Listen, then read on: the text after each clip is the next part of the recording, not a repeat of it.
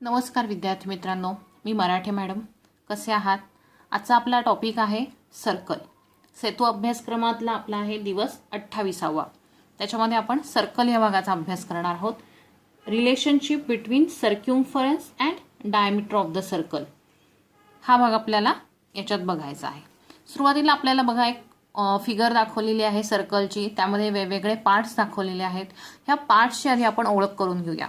बघा, identify the radii, chords and diameter in the circle alongside and write their names in the table below.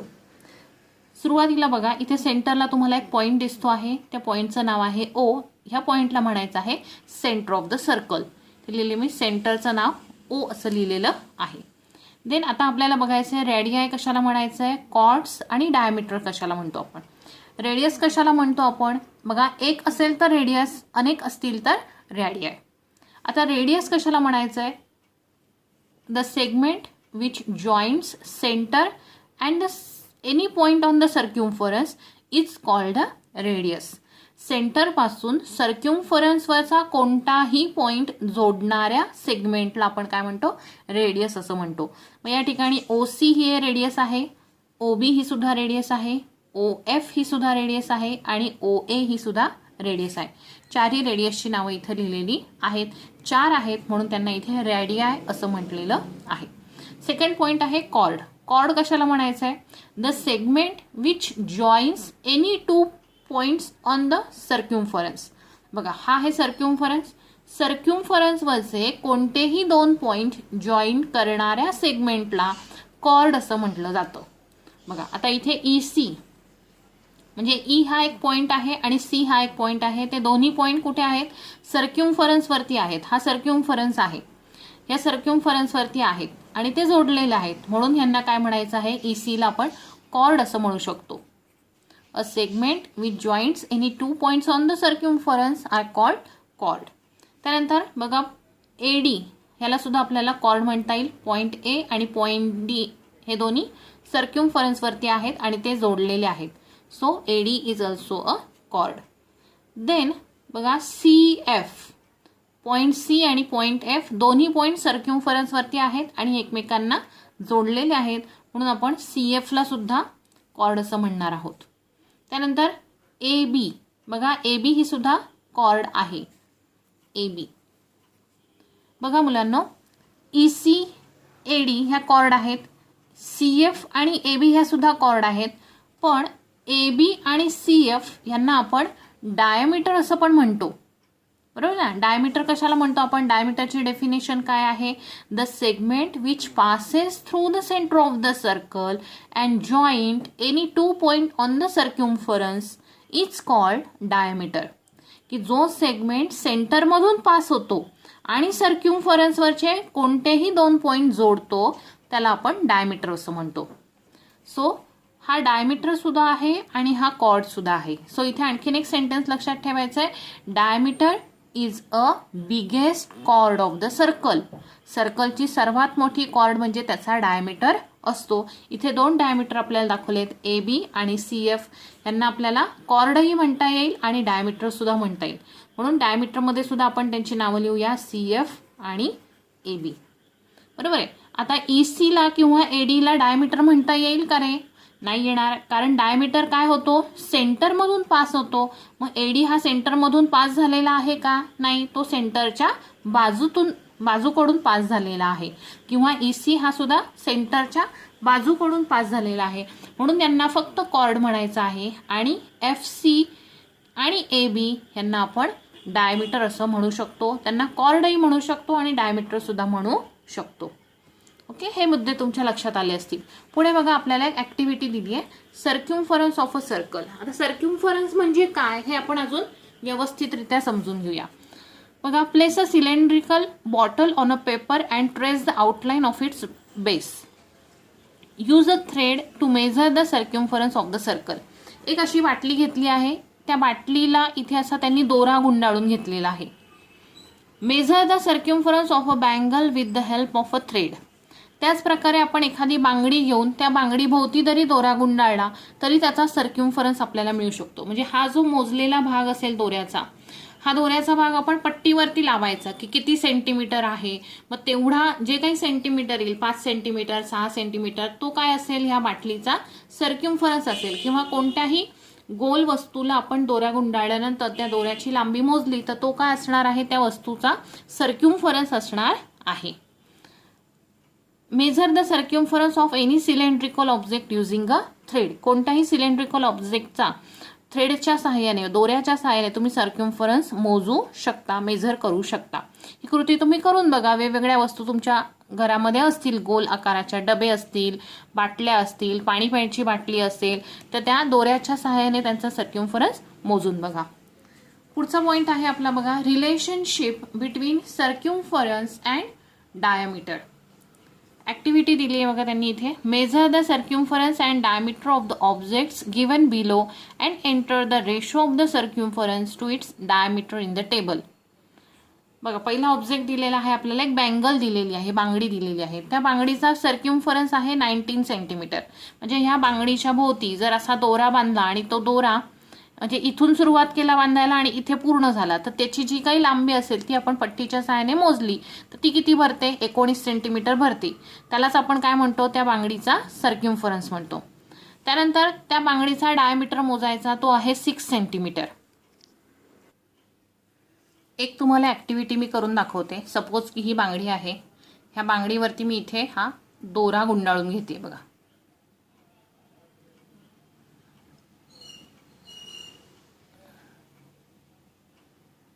या प्रकारे मी इथे दोरा गुंडाळून घेतला.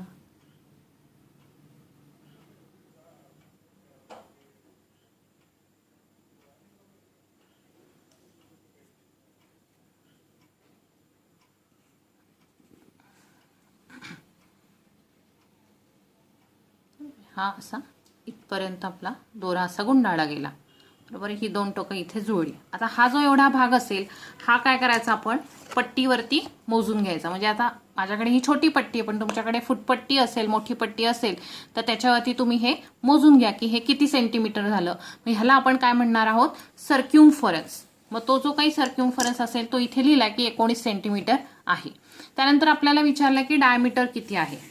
तर आपण काय करायचं आहे बघा, पट्टीच्या सहाय्याने अंदाजे त्या बांगडीचा मध्य आपण ठरवून घ्यायचा आहे की सपोज की हा त्या बांगडीचा मध्य आहे आणि मध्यापासून ही बांगडी अशी ठेवलेली आहे आणि इथून आपण त्याचा सर्क्युम्फरन्स मोजून घ्यायचा आहे या प्रकारे की हे जे अंतर आहे हे अंतर असणार आहे त्याचा सर्क्युम्फरन्स. बघा इथे दिसतंय का तुम्हाला, बांगडीचा जो बरोबर मध्य असतो त्या मध्यापासून आपण डायमीटर मोजायचा आहे.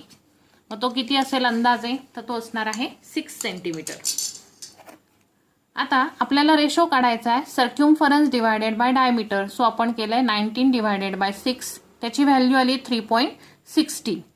त्यानंतर सेकंड ऍक्टिव्हिटी आहे, सर्क्युलर डिश आपण घेतली आहे. त्या डिशचा पण आपण सर्क्युम्फरन्स मोजला, मगाशी मी दोऱ्याने दाखवलं गुंडाळून त्या प्रकारे. तो आला 23.5 सेंटीमीटर आणि त्या डिशचा डायमीटर आला 7.5 सेंटीमीटर. त्या दोघांचा जर रेशो काढला तर तो येतो 3.13333 dot dot dot. Then third activity आहे लीड ऑफ अ जार. एका जार किंवा बाटलीचं झाकण घेतलेलं आहे, त्या झाकणाचा सर्क्युम्फरन्स मोजला आहे, तो आला 314 सेंटीमीटर.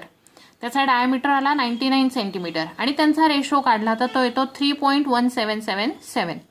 बघा ह्या तिन्ही रेशोंमध्ये तुम्हाला इथे असणारा जो 3 आहे तो 3 इथे सगळीकडे कॉमन दिसेल. मग 3.16, 3.13, 3.17 जे 3.1 एवढा डिजिट जो आहे तो कसा दिसतो तुम्हाला, कॉमन दिसतो. बघा आता ह्या ऑब्झर्वेशनवरून काय काढायचं आहे आपल्याला, examine the ratio of the circumference to the diameter. What do we see, आपल्याला ह्याच्यातून काय दिसून येतंय, the ratio of the circumference of any circle to its diameter is a little over 3 and remains constant. आपण जे ratio काढलेले आहेत सर्क्युम्फरन्स आणि डायमीटर यांचा, तो आपल्याला अराउंड 3च्या आसपास दिसतोय आणि 3 हा त्यामध्ये त्या तिन्ही रेशोंमध्ये 3 ही संख्या जी आहे ती कशी आहे, कॉमन आलेली आहे, कॉन्स्टंट आलेली आहे. This constant is represented by the Greek letter pi. आणि ही जी व्हॅल्यू आहे की 3.13 समथिंग अशी काही जी काही व्हॅल्यू आहे ती व्हॅल्यू ग्रीक लेटरने दाखवतात आणि ह्या लेटरला पाय असं म्हटलं जातं. असं चिन्ह असतं ते आणि या चिन्हाला पाय असं म्हणतात. Great mathematician have proved through hard work that this number is not a rational number. आणि आपले जे काही ग्रेट मॅथमॅटिशियन आहेत, गणितज्ञ आहेत, त्यांनी याच्यावरती खूप रिसर्च केलंय, खूप हार्डवर्क केलंय आणि असं शोधून काढलंय की हा जो नंबर आहे, हा जो पाय असा नंबर आहे, हा रॅशनल नंबर नाही, त्याला रॅशनल नंबर असं म्हणता येणार नाही. In practice, the value of pi is taken to be 22/7 or 3.14. जेव्हा जेव्हा आपण गणित सोडवतो आणि आपल्याला पायच्या व्हॅल्यूची गरज असते तेव्हा आपण ती व्हॅल्यू 22/7 किंवा 3.14 हे त्या गणितानुसार जी किंमत योग्य असेल वापरणं ती किंमत आपण तिथे पायची व्हॅल्यू म्हणून वापरतो. If the value of pi has not been given in a problem, it is taken to be 22/7. जर एखाद्या गणितामध्ये आपल्याला पायची व्हॅल्यू दिलेली नसेल तर ती आपण 22/7 अशीच वापरायची आहे. जिथे 3.14 दिले असेल तिथे 3.14 वापरा. पण गणितात पायची किंमत दिलेलीच नसेल आणि तुम्हाला वापरायची असेल, तशी गरज असेल तर 22/7 हीच किंमत वापरायची आहे. इफ रेडियस इज आर, जर एखाद्या सर्कलची रेडियस आर असेल, डायमीटर डी असेल, सर्क्युम्फरन्स सी असेल, तर circumference divided by diameter is equal to आपण त्याला पाय असं म्हणतो. म्हणजे हा जो रेशो येतो, आपण मागच्या ऍक्टिव्हिटीमध्ये पाहिला की आपण हा जो रेशो काढतो त्या रेशोची जी काही किंमत येते त्याला पाय असं म्हटलं जातं. पायची व्हॅल्यू किती आहे लक्षात ठेवायची मुलांनो, 22/7 किंवा 3.14. त्याचबरोबर त्यावरून एक फॉर्म्युला शोधून काढलेला आहे की C is equal to pi D. C म्हणजे काय, सर्क्युम्फरन्स. इथे चिन्ह दाखवलेत बघा. सीचा अर्थ होतो सर्क्युम्फरन्स, डीचा अर्थ होतो डायमीटर आणि आरचा अर्थ होतो रेडियस. मग हा जो रेशो आहे C/D इज इक्वल टू पाय, ह्यावरून हे सूत्र तयार झाले बघा. इथे C/D आहे, हा डी इथे डिव्हाइड आहे, तो इकडे जाताना काय होईल, मल्टिप्लाय होईल. मग इथे काय येईल, C इज इक्वल टू पाय आणि हा डी इकडे मल्टिप्लाय, म्हणून हे सूत्र इथे तयार झालेलं आहे. C is equal to pi into D. Circumference काढायचा असेल तर पाय गुणिले डायमीटर केलं की आपल्याला त्या वस्तूचा सर्क्युम्फरन्स मिळतो. त्याचबरोबर आपण डीच्या ऐवजी इथे डी म्हणजे काय बघा मुलांनो, डी म्हणजे डायमीटर. डायमीटर हा काय असतो, रेडियसच्या दुप्पट असतो. म्हणजे D is equal to 2r हे समीकरण आपल्याला माहिती आहे, हे पण आपण शिकलेलो आहोत. आर म्हणजे रेडियस, रेडियसची दुप्पट केली की आपल्याला डायमीटर मिळतो. मग इथं आपण डीच्या ऐवजी जर 2r ही किंमत ठेवली बघा, 2r, तर आपल्याला नवीन एक सूत्र आणखीन मिळतं, ते आहे C is equal to 2πr. C is equal to 2πr. म्हणजे गणित सोडवताना जर तुम्हाला रेडियस दिली असेल तर तुम्ही हे सूत्र वापरा, C is equal to 2πr. आणि जर तुम्हाला डायमीटर दिला असेल तर C is equal to pi D. हे सूत्र वापरूनही तुम्ही सर्क्युम्फरन्स काढू शकता. आता आपण यावर डिपेंड ऍक्टिव्हिटी बघूया. असाइनमेंट दिली आहे बघा मुलांनो, कम्प्लीट द टेबल बिलो. खाली दिलेला टेबल तुम्हाला कम्प्लीट करायचा आहे. डायरेक्ट उत्तर न लिहिता आपण इथे सोल्युशन दाखवणार आहोत आणि मग इथे कम्प्लीट करायचं आहे. फर्स्ट एक्झाम्पल दिले बघा, रेडियस दिलेली आहे 14 सेंटीमीटर. इथे लिहूया आपण फर्स्ट एक्झाम्पलसाठी, radius r is equal to 14 centimetre. Then आपल्याला डायमीटर आणि सर्क्युम्फरन्स फाइंड आउट करायचं आहे. सो डायमीटर किती असेल आणि सर्क्युम्फरन्स किती असेल हे दोन्ही आपल्याला शोधायचे. आपल्याकडे दिलेलं आहे आर, आरची व्हॅल्यू माहिती आहे. मग आर म्हणजे काय, रेडियस, आणि डी म्हणजे काय, डायमीटर. डायमीटर हा काय असतो, रेडियसच्या दुप्पट असतो. So D is equal to, formula काय आहे, D is equal to 2 multiply R, 2 गुणिले आर. मग 2 गुणिले आरची किंमत आहे 14, 14 2 जा 28. मग डायमीटर किती आला, 28 सेंटीमीटर. डीची किंमत आपल्याला मिळाली 28 सेंटीमीटर. या प्रकारे हे सोडवायचं आहे. त्यानंतर आता एक किंमत आपण काढली, दुसरं काढायचं आहे आपल्याला सीची किंमत. C is equal to, C म्हणजे आहे मुलांना सर्क्युम्फरन्स. सर्क्युम्फरन्स काढण्याचे आता आपण दोन फॉर्म्युले शिकलो. एक म्हणजे बघा, C is equal to 2πr किंवा C is equal to pi D. हे दोन्ही फॉर्म्युले पाठांतर करून ठेवायचे आहेत. मग आता इथे आपल्याला आर ची किंमत पण माहिती आहे, डी ची किंमत पण माहिती आहे. आपण कोणताही फॉर्म्युला इथे वापरू शकतो. मग सी इज इक्वल टू आपण वापरूया पाय डी, पाय गुणिले डी. पायची व्हॅल्यू किती घ्यायची आहे इथे दिलेली नसेल तर 22 डिवायडेड बाय 7 आणि त्याला मल्टिप्लाय बाय डी ची व्हॅल्यू आत्ताच आपण काढली ती इथे लिहूया 28. आता हे आपल्याला सोडवायचं आहे बघा. 7ने आधी आपण 28ला डिवाइड करूया. 7 1 जा 7, 7 4 जा 28. जर तुम्हाला असं जमत नसेल तर तुम्ही या प्रकारे करू शकता. 28 डिवायडेड बाय 7, 7 4 जा 28, 28 मायनस 28 0. 4 आन्सर आलं, सो आपण इथे 4 लिहिलेलं आहे. 7 कट झाला. आता 22 इंटू 4 करायचं आहे. 22 मल्टिप्लाय 4 काय येईल रे आन्सर? 4 2 जा 8 आणि 4 2 जा 8, 88 सेंटीमीटर हा याचा डायमीटर असणार आहे. ओके, या प्रकारे आपल्याला उत्तर काढता येईल. बघा सेकंड इक्वेशन काय दिलंय त्यांनी, सेकंड एक्झाम्पलमध्ये दिले आहे. आपल्याला आता डायमीटर दिलाय आणि त्यावरून आपल्याला रेडियस आणि सर्क्युम्फरन्स शोधायचा आहे. बघा diameter D is equal to 42, then R is equal to किती आणि सी इज इक्वल टू किती हे शोधूया आपण. सो आता डायमीटर हा रेडियसच्या कसा असतो? दुप्पट असतो. याचाच अर्थ डायमीटरच्या निम्मी रेडियस असते, बरोबर आहे. बघा हाच फॉर्म्युला मी यूज करून तुम्हाला आरची किंमत काढून दाखवते. D is equal to 2 multiply R. आता आरची किंमत काढताना हा 2 आपल्याला इथे नकोय, तो इकडे आपल्याला हलवायचा आहे. मग इथे 2 काय आहे? गुणिले आहे. इकडे जाताना काय होईल? डिवाइड होईल. So D upon 2 is equal to R. झालं नवीन सूत्र तयार. रेडियस ही डायमीटरच्या हाफ असते. डी अपॉन 2 याचाच अर्थ काय? डायमीटरचा हाफ. आणि रेडियसचं दुप्पट केली, त्याला 2ने मल्टिप्लाय केलं की आपल्याला डायमीटर मिळतो. सो डायमीटर आहे 42 divided by 2 is equal to r. 42ला 2ने डिवाइड करायचं आहे बघा. 42 डिवायडेड बाय 2, 2 2 जा 4, 4 मायनस 4 0, वरून घेतले 2, 2 1 जा 2, 2 मायनस 2 होतील 0. आन्सर आलं 21. सो इथे आरची व्हॅल्यू आपल्याला मिळालेली आहे. R is equal to 21 centimetre. आली आपली रेडियस. आता आपल्याला काढायचं आहे सी ची व्हॅल्यू.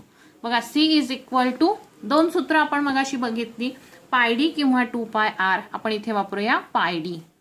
सो पायची व्हॅल्यू घ्यायची आहे 22/7 इंटू डी ची किंमत आपल्याला 42 दिलेली आहे. बघा 7ने 42ला डिवाइड होईल. 7 1 जा 7, 7 6 जा 42, बरोबर आहे ना. 7 सकूम 42, 7 6 जा 42. आणि वरती दोन्ही नंबर आहेत त्यांचं मल्टिप्लिकेशन येईल. 6 2 जा 12, 12 शी 2 1 कॅरी होईल. परत 6 2 जा 12 प्लस 1 13, 132 सेंटीमीटर. जर असं मल्टिप्लिकेशन येत नसेल तर सिंपल मेथडने आपल्या इथे तुम्ही करून बघितलं तरी सुद्धा तेच उत्तर येणार आहे. 6 2 जा 12 शी 2 1 कॅरी, 6 2 जा 12 प्लस 1 13, 132 सेंटीमीटर हा सर्क्युम्फरन्स असणार आहे. बघा यातलंच थर्ड एक्झाम्पल आता घेते मी इथेच.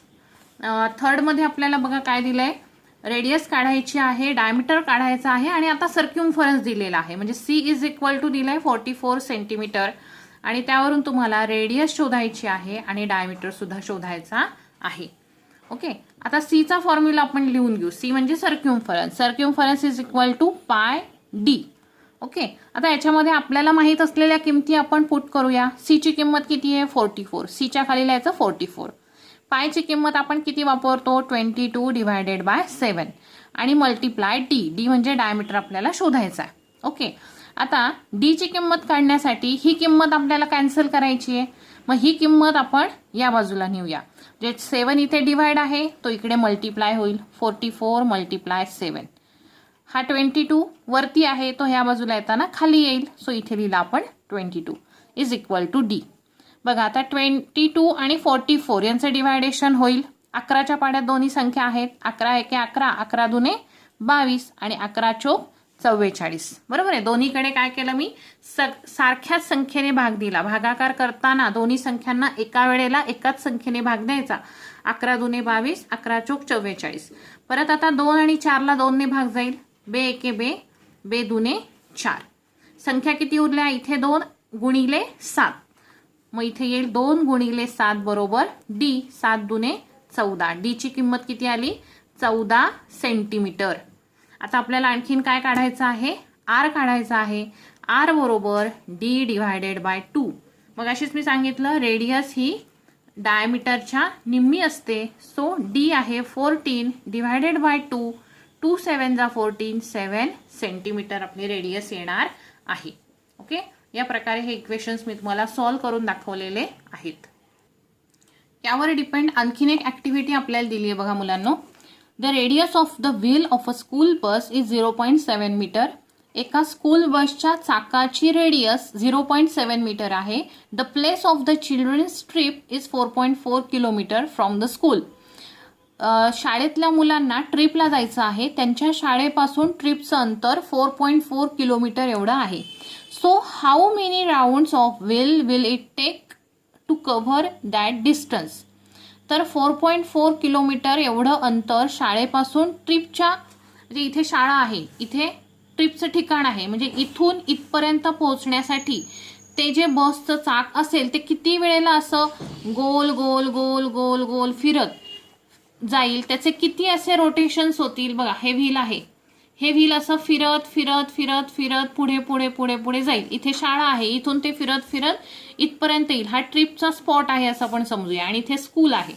मग इथून ते चाक असं किती वेळेला गोल गोल गोल गोल गोल गोल फिरत या ट्रिपच्या ठिकाणापर्यंत पोहोचेल. हे अंतर किती आहे, 4.4 किलोमीटर आहे. मग एवढं अंतर जाण्यासाठी त्याला किती रोटेशन्स करावे लागतील त्या चाकाला, ते आपल्याला काढायचं आहे. नंबर ऑफ रोटेशन्स बघा. त्यासाठी आता रेडियस ऑफ व्हील आपल्याला दिलेली आहे 0.7 मीटर. त्यावरून आपण काय काढणार आहोत, डायमीटर. बघा इथे आणखीन एक सांगायचं राहिलं तुम्हाला की हे जे चाक आहे ते एकदा गोल फिरून पुन्हा इथे येतं, पुन्हा दुसऱ्यांदा गोल फिरून इथे येतं. म्हणजे एक रोटेशन पूर्ण होण्यासाठी त्याचा जो सर्क्युम्फरन्स आहे तो आपल्याला मोजावा लागेल. बरोबर आहे. त्याचा जो सर्क्युम्फरन्स आहे हा सर्क्युम्फरन्स आपल्याला मोजावा लागेल. एक सर्क्युम्फरन्स मोजला म्हणजे एक रोटेशन झालं. परत दुसरा सर्क्युम्फरन्स मोजला म्हणजे दुसरं रोटेशन झालं. तिसरा सर्क्युम्फरन्स मोजला म्हणजे तिसरं रोटेशन झालं. असे किती रोटेशन्स होतील आणि किती सर्क्युम्फरन्स होतील ते आपण काढलं की आपल्याला नंबर ऑफ रोटेशन्स मिळणार आहेत. सो आपल्याला सर्क्युम्फरन्स काढण्यासाठी त्याचा डायमीटर आधी शोधावा लागेल. बरोबर आहे. कारण circumference C is equal to pi D किंवा C is equal to 2πr ही दोन सूत्र आपण पाहिलेत. म्हणून आपल्याला रेडियस आणि डायमीटर हे दोन्ही माहिती पाहिजे. बघा आता ऍक्टिव्हिटी काय दिली आहे, radius of wheel R is equal to 0.7 metre. Diameter of wheel D is equal to, diameter काय असतो, रेडियसच्या दुप्पट. सो 2 इंटू रेडियस, रेडियस आहे 0.7, इथे दिली आपल्याला रेडियस. सो यांचं मल्टिप्लिकेशन काय येईल बघा, 0.7 मल्टिप्लाय 2 कसं करायचं आहे, 2 7 जा 14 शी 4, 1 कॅरी होईल. 2 0 0 1 आहे तसाच लिहायचा. 0 + 1 1 राईट. एक डिजिट सोडून पॉईंट आहे, इथे एक डिजिट सोडून पॉईंट द्यायचा. 1.4 1.4 हे मीटरमध्ये आहे तर हे सुद्धा मीटरमध्येच लिहायचं आहे. मग 1.4 मीटर हा आला त्या व्हीलचा डायमीटर. आता काढायचं आहे सर्क्युम्फरन्स ऑफ व्हील C. सर्क्युम्फरन्स आपण C ने दाखवतो. मग त्या चाकाचा सर्क्युम्फरन्स किती आहे तर पाय डी इतका आहे. सो पायची व्हॅल्यू इथे दिली आहे 22/7 मल्टिप्लाय डायमीटर आता आपण काढला 1.4. आता हे कसं सोडवायचं बघा, 7 ने आपण 14 ला डिवाइड करू शकतो. बघा कसं करणार आपण, 1.4 ला 7 ने डिवाइड करायचं. 1 ला डिवाइड होत नाही म्हणून शून्याचा भाग द्यायचा. 7 0 0 1 - 0 1 राहतील. इथे पॉईंट आहे सो इथे पॉईंट देऊन घ्यायचा आपण. आता वरून 4 खाली घेतला. 7 2 जा 14, 14 - 14 0. आन्सर किती आलं 0.2. 7 ने 1.4 ला डिवाइड केल्यानंतर आन्सर 0.2 मिळालंय. सो 7 1 जा 7 ह्याला डिवाइड करून आन्सर आलं 0.2. आता ह्या दोघांचं मल्टिप्लिकेशन इथे मांडायचंय. ते किती येईल बघा, 22 मल्टिप्लाय 0.2. 2 2 जा 4, 2 2 जा 4. बरोबर आहे. 0 ने मल्टिप्लाय केला 0च येणार आहे. सो इथे आता एक डिजिट सोडून पॉईंट आहे. सो इथे एक डिजिट सोडून पॉईंट द्यायचा. सो आन्सर येईल 4.4. 4.4 सर्क्युम्फरन्स मीटरमध्ये. So 4.4 metre. नेक्स्ट बघा आता इट मीन्स याचा अर्थ काय झाला? It means 1 rotation of wheel completed 4.4 metre distance. म्हणजे त्या चाकाचं, गाडीच्या चाकाचं एक रोटेशन झालं, असं गोल फिरून चाक असं पुढे गेलं की एक रोटेशन झालं. तेच एक रोटेशन म्हणजे किती अंतर असणार आहे? 4.4 मीटर एवढं अंतर असणार आहे. आपल्याला आता काढायचंय 4.4 किलोमीटरमध्ये चाकाचे किती रोटेशन्स होतील, म्हणजे चाक किती वेळेला गोल गोल फिरत जाईल. टोटल रोटेशन ऑफ व्हील्स काढण्यासाठी आपल्याला काय करावं लागेल? तर टोटल डिस्टन्स डिव्हायडेड बाय सर्क्युम्फरन्स, म्हणजे एकूण असणारं शाळेपासून त्या ट्रिपच्या स्पॉटपर्यंतचं अंतर आणि त्याला भागिले सर्क्युम्फरन्स, म्हणजे त्या चाकाचा जो काही घेर असणार आहे तो घेर 4.4 मीटर.